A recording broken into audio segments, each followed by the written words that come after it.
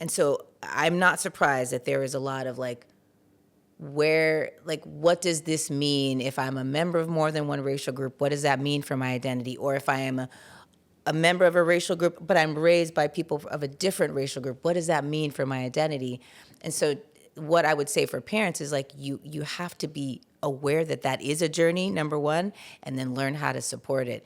So if you've got a transracially adopted kid living in an area where no one else around them looks like them, that should be your clue of, oh, how can they go on this journey if I don't even give them access to the people that help them, the That's same way so that good. Yes. You have to be in it to pull from it. You can't, it's not an assumption of like, well, you're born black, so you're black, the end. Like, there's culture and there's learning that this kid has to be able to have access to, and then be able to say, I like that about I want to identify like that too, or I want to adopt that in my own life, or, ooh, I don't like this, and so maybe I won't carry that forward. They have to have access to it to do that. So any way they can do that is what I always am going to push for. I think we're good to go.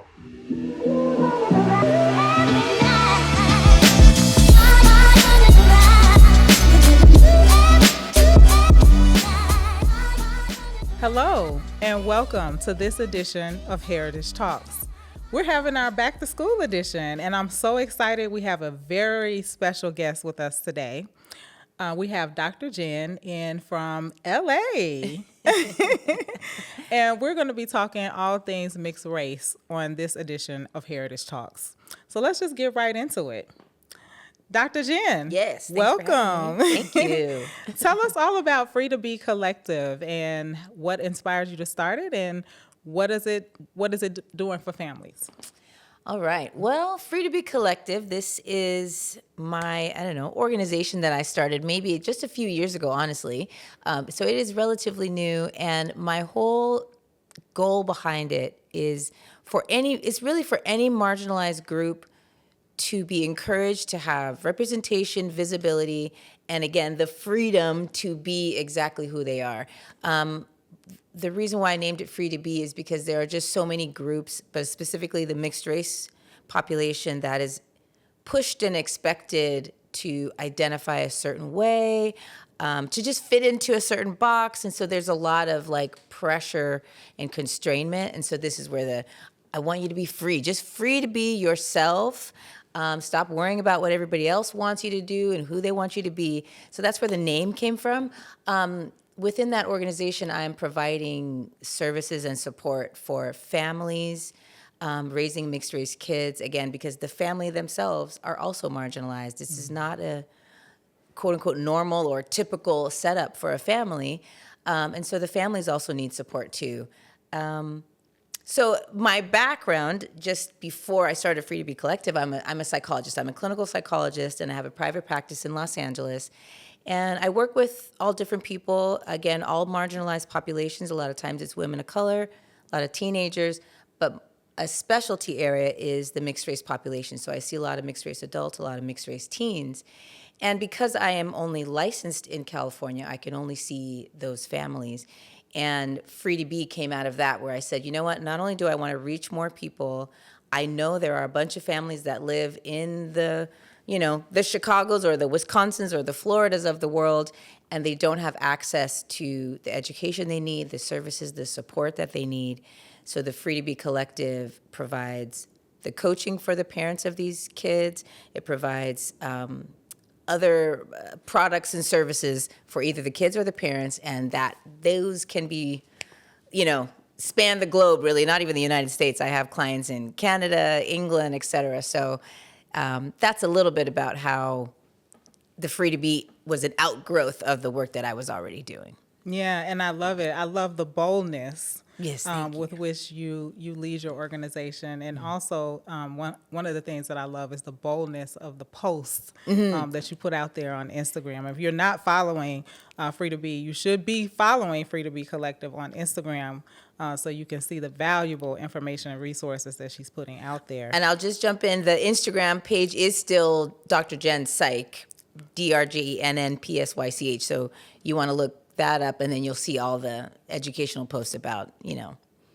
families raising mixed race kids. And I try to be bold, or the word I like to use is resistance, because again, it's more pushing back against societal expectations, societal limitations. So I kind of try to teach how you can do that and why essentially identity is your own and rules don't matter, or rules are meant to be broken, especially if the rule is built off the wrong thing in the first place. That's right. Yeah. And we're going to make sure we post those those tags for you below, so you want to check for that. How has your personal experiences shaped your approach to how you coach mixed race families? Yeah, that's the unique piece, I guess, for me, is that I am mixed race myself. I am African American and Sri Lankan Tamil. So Sri Lanka is a small island off the coast of India. And so my whole experience growing up has been as a mixed race person, with its own unique pieces being because of my particular background. But over the years, especially like in college and beyond, I started to find that as I either read more research around mixed race folks or met other people, there was this universal shared experience. And so that's always just been a passion of mine, is to be connected to that, that work, that learning, and that knowledge. So I used to work at a nonprofit that's located in Southern California. And that just fueled the piece of like, I really like this topic. I really like this community. It kept me connected to the community. It connected me actually to a lot of other leaders in the community. And it really became helpful, because now doing this work, when I meet other parents, when I meet other families, I can tell them like, well, look up this, and wait, there's this event coming, and well, you got to connect to that. Have you read this book? And haven't you seen this movie? And it's sort of like so normal to me. I'm like, wow, people don't know these things. Somebody needs to be able to provide it for them. So I'm always looking to either connect organizations together or just provide the information myself. So yeah, it's a personal journey for me, and I say it's unique because this, when I work with a parent or when I work with a family, my perspective is that of a mixed race person. So I can tell them from personal experience, but also from the research, hey, this is what you want to pay attention to, or this is why. And then I can say, I went through something similar, but it's not so much about, oh, here's what I went through, don't do this. It's more like, I know what the research and what the hundreds of people that have been studying this since late 80s or whatever have been saying. I'm here to provide it for you, and I can give you personal context, which will help it land. I think a lot of times the folks that work with these folks are not always mixed race themselves, so it just makes a difference. Yeah, I love that. Yeah. So let's just start at the top and work down. So let's just say that I'm, entering into a biracial relationship. Mm-hmm. And, we're talking about having kids and a family. Like, practically for that family, like, what should those conversations look like at the point where you make a decision that I'm going to enter a relationship with another person of a different race, mm-hmm. right? Meaning I'm going to be raising kids in the world that are mixed race. Mm-hmm. Like, what should those conversations look like for families out there that are deciding to take that journey? Yeah, I think actually there's a lot of discussions that interracial couples should be having, hopefully are having. I mean, it's got to be things like, before even talking about kids, it has to be understanding the other person's experience in the world, especially racially. So you want to be able to make sure you can discuss and talk about, how were you treated? What are the things that you saw? How did your family experience race in this country? How were you taught to believe about all the different groups, not just the one that I'm a part of, and really start to get a lay of the land of feelings about racism, understanding about the racial history in this country, maybe even in the city and the state that you're in, so that you get some groundwork for what a child might be entering. But especially when it comes to kids, an interracial couple has to talk about child rearing, extended family, cultural representation, religion. I mean, that's a really big one that sometimes can be overlooked if they're not already the same religion, because a lot of religion comes with certain cultural practices, and you might be surprised, like, no, we're definitely going to do this, and the other one's like, what? Since when? So a lot of those nuances of culture that perhaps a parent is taking for granted because it was just so normal for them growing up, you really have to be able to lay that on the table. Like, can we do this? And how do you feel about that? And, just a quick example, I knew of a family where a little bit of their, I won't say it was a conflict, but a difference was around celebrating Christmas. And you think, Christmas, it's Christmas. But one family, because of their Latinx background, they celebrated Christmas on Christmas Eve. And the other family their side of the family was not. So they did Christmas on Christmas Day, like Christmas morning. And, we got to get up and do this. So you sort of think, oh, yeah, just do both. But it's actually kind of tough. And whose family gets invited to which event? And if you do Christmas Eve, you are up super late. And so what happens to Christmas morning? And then are those folks going to come back? I mean, it really became quite like detailed, and they didn't realize it wasn't just a simple, we'll just do one year and one the other. And so, and it meant different things to different people. And you have a lot of personal ties to your family traditions. So those things need to be discussed ahead of time. And then you can get to how are we going to address our mixed race child? Like, how are we going to make sure they have access to all of this and connect them to culture and help them talk about their experience? And do we understand what they're going to face in the world? That's probably a later, once you get the other groundwork, then that other thing will be easier to talk about. Yeah, I love that. So what you're saying is it's not just about being in love. Right. Right. But it takes intentionality. Yeah. Right? Yes, absolutely. Especially because it's going to be having significant impact on your children Yeah. and how they live in the world, how they experience the world as a mixed race person. Yeah. So, And you as a couple. Yes. I mean, we can't ignore that there are a lot of interracial couples that the cultural differences do them in. If they really don't know how to communicate about it, a lot of times there can be some conflict that drives them apart because they just couldn't figure out how to meet somewhere in an area of agreement over the big cultural differences that maybe they didn't think were so big when they were in love. Yes. So, absolutely. Yeah. Something we hear in our community a lot from our young people is that they feel like they don't belong to either community. Like they're searching for this sense of belonging. And what would you say to some of the young people in our community who might be experiencing that? Like, I don't belong to either. Like, I don't know where I belong. I'm struggling with my sense of belonging. Yeah, I hear that. I just think that what's happening is, one, they're looking for validation from another group to grant them belonging. So you won't feel like you belong if you're waiting for someone to say, you should be in this group. You have to find it from the inside first. And so my response to that is always, you belong in both or all three, however many pieces are in your background, you already belong in those groups because look at who your parents are. Look at who your family is. To me, it's such a default, like, hello, in what way do you not belong in the Black community? You got Black grandparents, you got, just look at the whole side and how many hundreds of years and thousands of years it goes back, and you don't belong. You were born of them, right? So the end. But like I said, I think that doesn't land that way because they're thinking, but that group told me, or that one person, or those two people from that larger group said I don't belong, or they made me feel like I didn't know something. So it has to start from, oh, wait, hold on. I am already connected. I am already, by ancestry, by relation, these are the groups I'm a part of, and now I have to walk into the world and know that and not wait for someone to grant it to me. Yeah, that's great. What are some of the biggest identity challenges you see children in multiracial families face?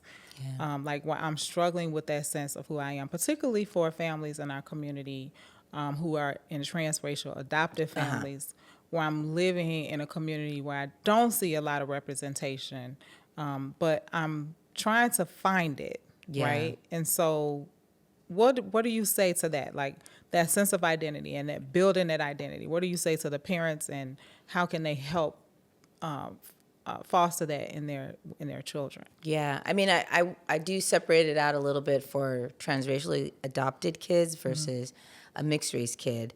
But I think some of the top challenges, they are always around identity. This is why I care so much about identity and read about it. I try to teach about it because identity really is a very personal, internal journey, but we can support it so much if we are aware of this journey. So much of us as adults, we kind of ignore the fact that we went through the same thing. We had to, no matter whether you're monoracial, mixed race, adopted or not, everyone had to go through this moment of like, wait, who am I?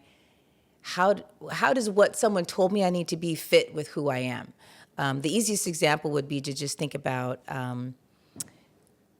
if you were raised a certain religion, you might have been told, okay, this is what we do. This is what you are. You are also this religion, and we do it this way, and every week we do da-da-da. At some point, that kid still has to be like, but do I want to do it that way?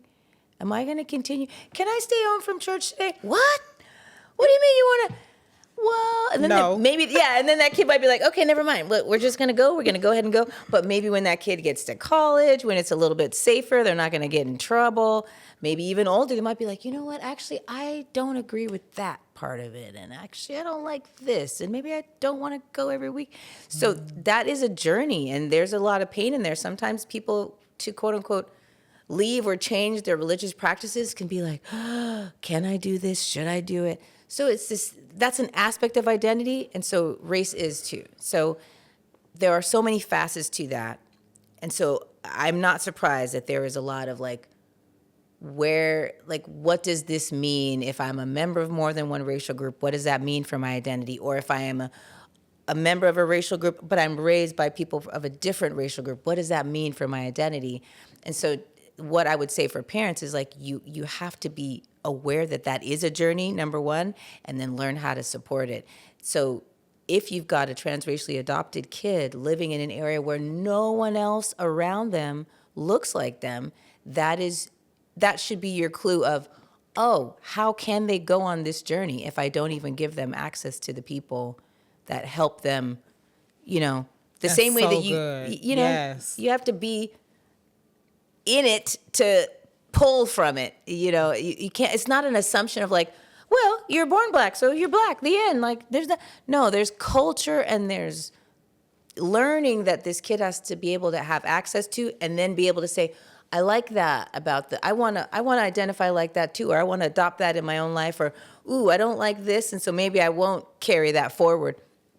They have to have access to it to do that. So any way they can do that is what I always am going to push for. That's so good. And we have someone in our community, most recently, that experienced a situation living in a predominantly white area, and their child going to a predominantly white school, where there was an inappropriate play that was done, and it was highly offensive. Like sexually? Right? No, racially. Okay. And it made her daughter feel uncomfortable in the way that the play was being presented about slavery. Oh, this is a school play. This is a school I see. play. I thought you meant like playing together. No. This is a school play. Got it. And conversation came up, about, what do we do in situations where our child is one of the only, right, in an environment where the school is doing an educational program in a way that can be highly offensive, right, to multiracial families. So what can a parent do, first of all, and then how can schools and communities properly be aware of and even support, families that are multiracial in their community? Like, what should be the conversation? Yeah. I mean, I know that's kind of heavy, but. Well, I'd say it's heavy. Like, what can the schools do? I mean, it's a school. It should have known what to do. True. And there's so many reasons why they don't do what they should be doing. But the family, to start with the family, you have to make a clear decision. Am I supporting my child or not? Because if you are not, then you would have this confusion and this question of what should I do? My kid didn't like it. And, what are my options? That to me says you're not really full on supporting the kid. Because if the kid comes home and says, I was highly offended by this play, this is ridiculous, and I'm the only one that I have to sit there and I'm, embarrassed and the students are looking at me, then you got to be like, oh, what? No, we're about to go to the school. We're going to talk to whoever we need to talk to. We're going to write letters. What would you like to do, child? Do we want to do something together? Do you have a meeting that you'd like to call? Like, that says to me, we believe you and we are here to support you. What do you think needs to change about how the school did all the things? And we're going to do our best to advocate for you. And we have the adult voice to do so. So if we need to write letters, if we need to call the district, if we need to have a meeting with the principal, we'll do it. We'll put ourselves out. We'll be that family. And if the other parents are going to look at us sideways, oh, well, because we're here for you Let 'em first. look. Yeah. As I say, let them look. Yeah. But that's why I say your first choice is, well, who are you here for? You trying to keep the school comfortable? Yes. Absolutely. So what role does hair care? Because, I'm all about hair. Hair and these curls. Yeah.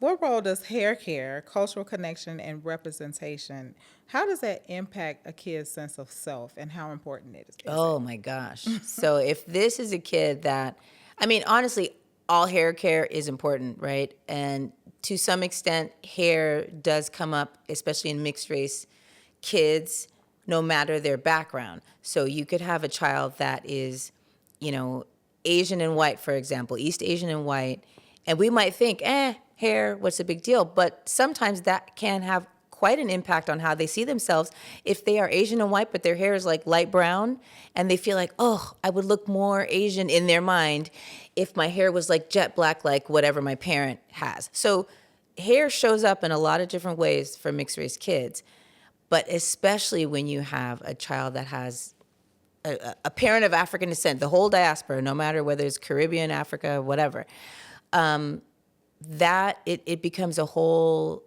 different piece of the puzzle just because there is such negative stigma and there's just not a lot of acceptance of textured, curly, kinky hair.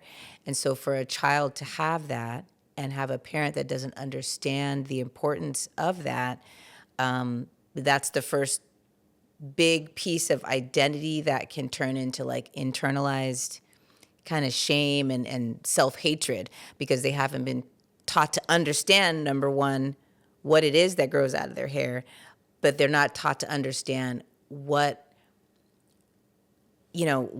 rich, like, thousand of year history and culture is tied to the hair.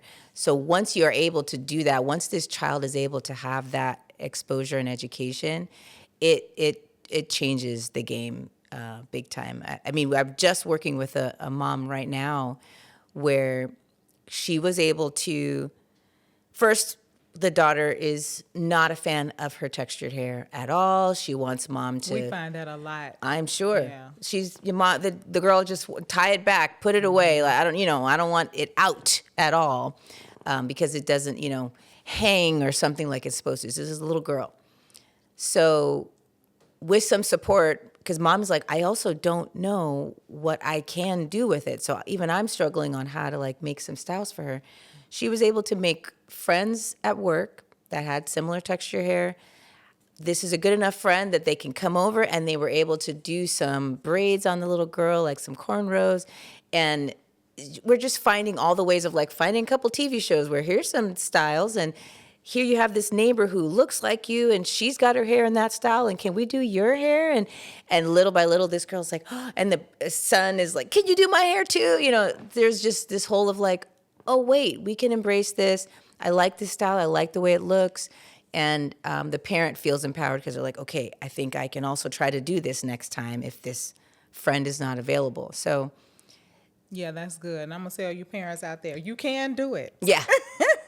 There is help available. We're here to help Yeah. you. And that's one of the values of community. Yeah. And having a community, that's what I hear and what you're saying is that this mom has a community, Yes. right, that she can go to that to help her to understand where she's struggling, which is amazing. Right. But yeah, let's talk a little bit about some comments that I saw on your Instagram page. Okay. Okay. One of boy. one of your posts was in response to someone saying, "You look exotic." Uh-huh. Talk a little bit about that. What should be a response that someone would Yeah, have? so the exotic comment, it's a very common comment that parents with often younger mixed race kids get. Maybe even a baby up to probably like 6, 7, 8 you might get. And then after that, it might change. They may not say it in that same way. And oftentimes then the comments will then be directed directly at the kids as they get older. And so that's also uncomfortable for them. But the exotic comment is just, it's usually said in the tone of like what you would say when you go to the zoo and you've seen an animal you've never seen before, like, ooh, what is that? Why do they look like that? You know, and so the parents feeling very like, hold on, what's happening? And sometimes those comments are sexualizing, which is also very uncomfortable for the parents. So how to respond? I mean, there's a million different ways to respond, but I try to help a parent find a way to like shut down that moment or give it back to the person. So when the person is like, oh, look at their eyes, like, where are they from? Or, ooh, can I touch their hair? Where'd they get that hair from?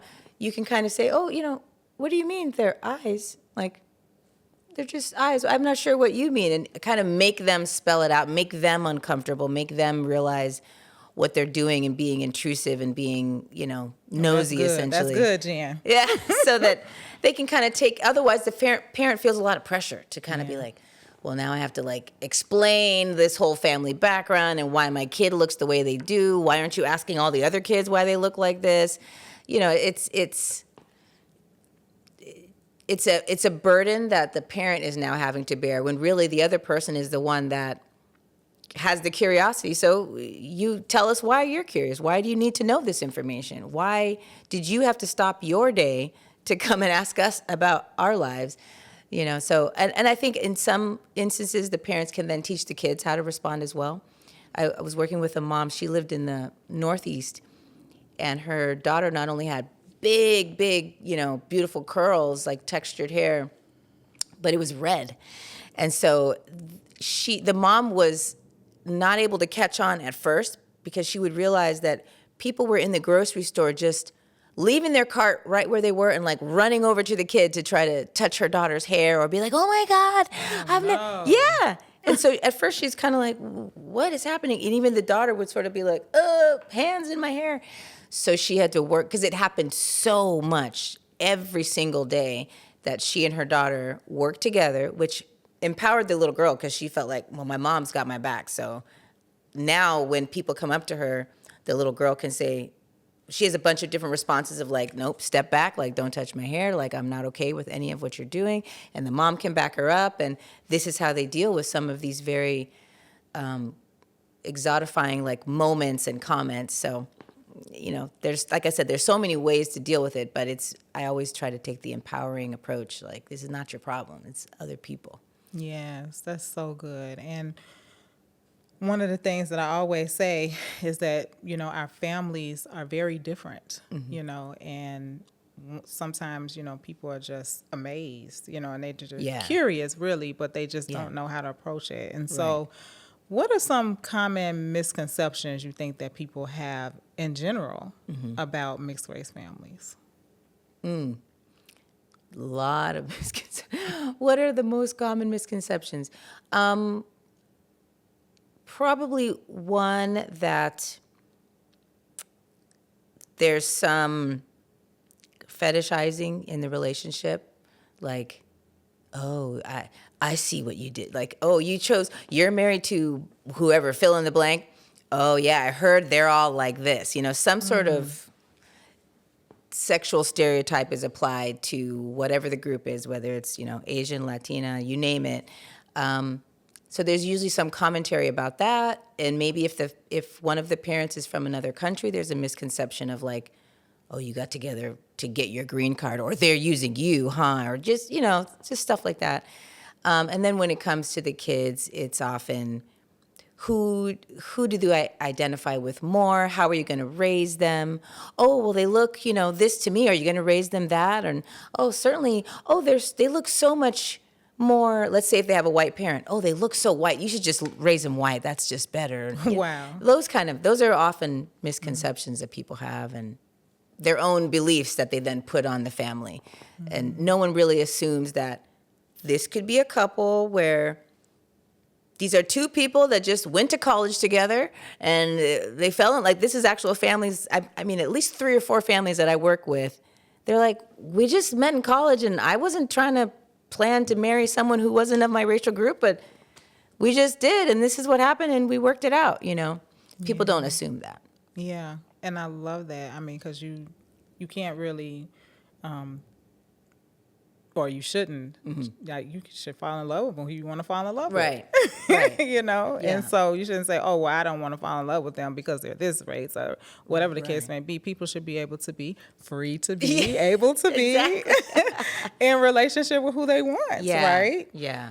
And so let's talk about some of the common mistakes or oversights that you see. I'll call them oversights that you see in mixed race families or even transracial adopted families. Let's talk about both. Yeah. Like, what do you feel like are some things that parents are missing or could be classified as mistakes that, in the long term they see as being an issue in their families? I think one of the biggest oversights is talking about race and racism.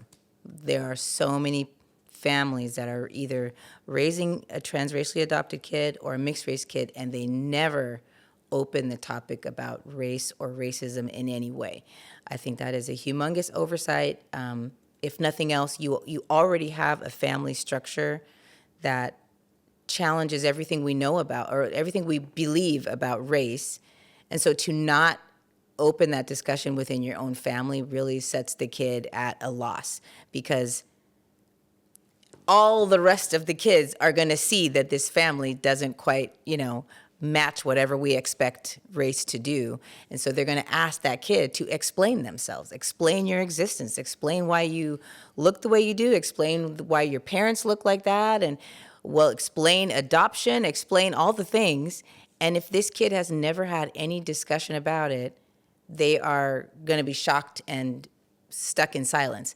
I mean, so I have an event called the Free to Be Fest, which we had your lovely work present as. It's a great event. Yes, to help support our parents with their understanding of hair care. And what I found fascinating is you would not believe. So this is an event that is centering the mixed race experience. So it's meant for families raising mixed race kids.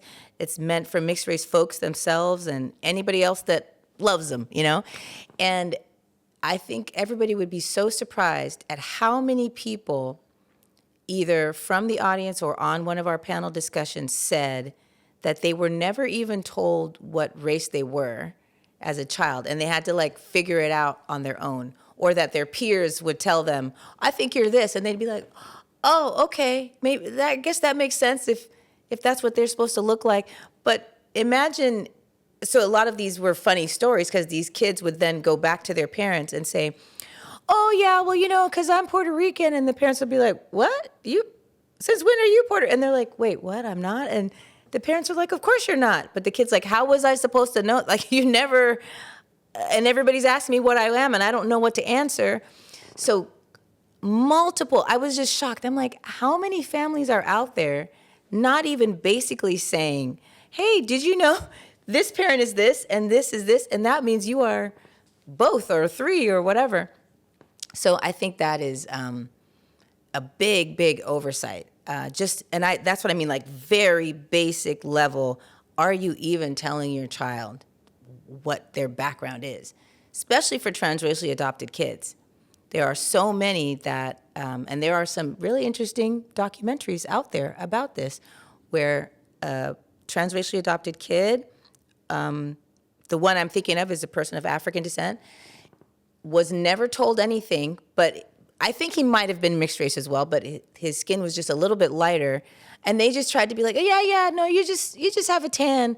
Oh, well, we have some Italian back here. And the kid was just like, why wouldn't you If you're going to make up those stories, why don't you just sit down and be like, let me tell you why you look like that. Let me tell you why your hair is this. Absolutely. Because then all his peers are like, you ain't Italian. And, no, you're not this, you know? Yeah, and that's a very good point because we had a program that we were doing a few years back, and we would have the kids come in, and I remember when I realized that the very thing that you're talking about is a huge issue in transracial adoptive families, because we were talking about culture, right, and how, you know, you have the culture of your heritage, you have the culture that you're growing up in, you know, and you can be from more than one culture, you know, we were talking, and so we were asking the kids to like share, you know, what culture you were from. And I remember, and I will never forget it because me and the other lady teaching the class, we were in tears. But the young man, he said, I don't know, I just know that I eat a lot of Mexican food and a lot of Asian food. And I'm like, oh my gosh, he's 11. Yeah. And He's 11. And he didn't know what culture he was from.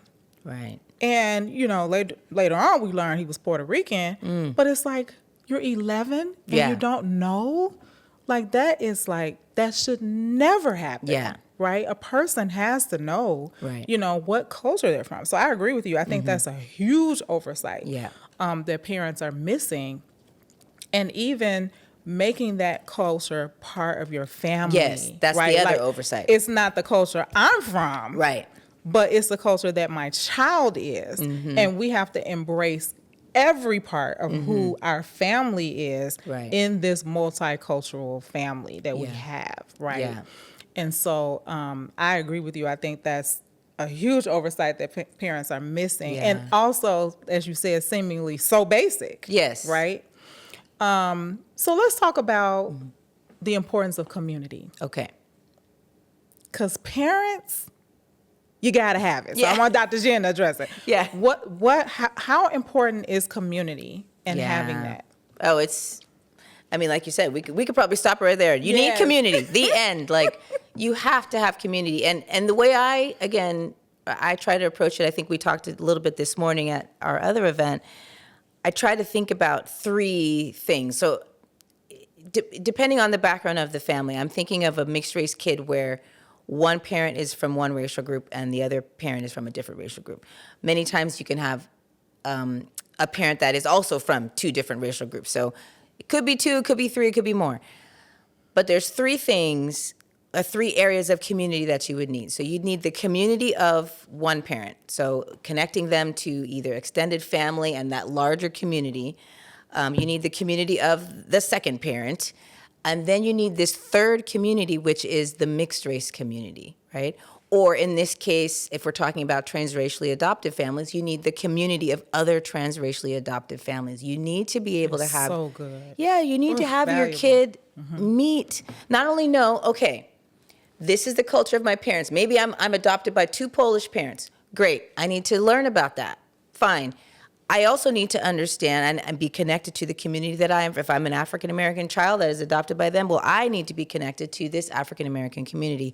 But then I also need to meet other kids like me who were transracially adopted by other parents so that I can realize I'm not alone, so that I can talk with them about some of the same, so that I can say, oh, me too. Everybody needs a moment where they go, me too. Oh, your mom did that, or people ask you that, or you went through that.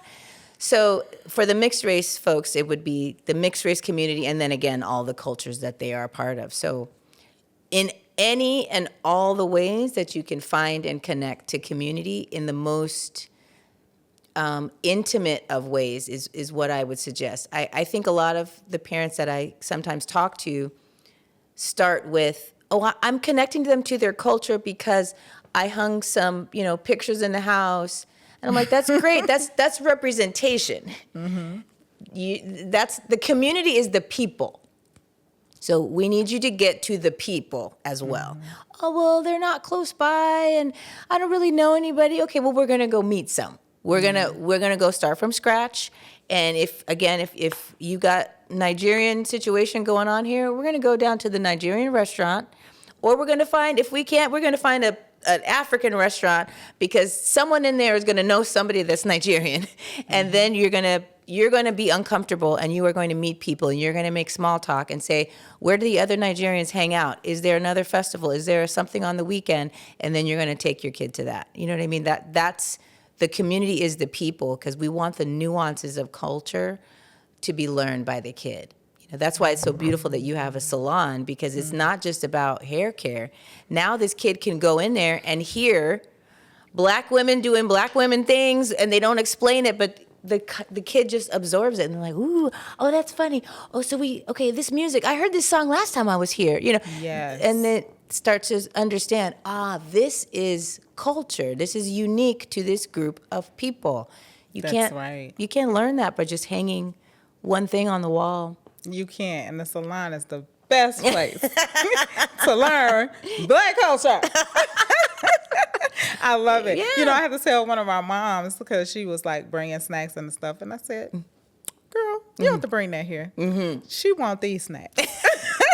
Let her have the snacks, Have you seen Colin in Black on Netflix? Oh, yes. It's amazing. That's homework. Remember, if you haven't seen it, you need to go watch it, parents. Colin in Black and White on Netflix, done by Ava DuVernay, is exactly what you just said. There is a scene where he goes to the hair salon, and they had food, and the mom is sitting there, and he was like, he was chowing down on the food, but it was the whole experience, and he's like, I want to go back there, and yes, I want to get my hair done, but the mom was able to buy some products.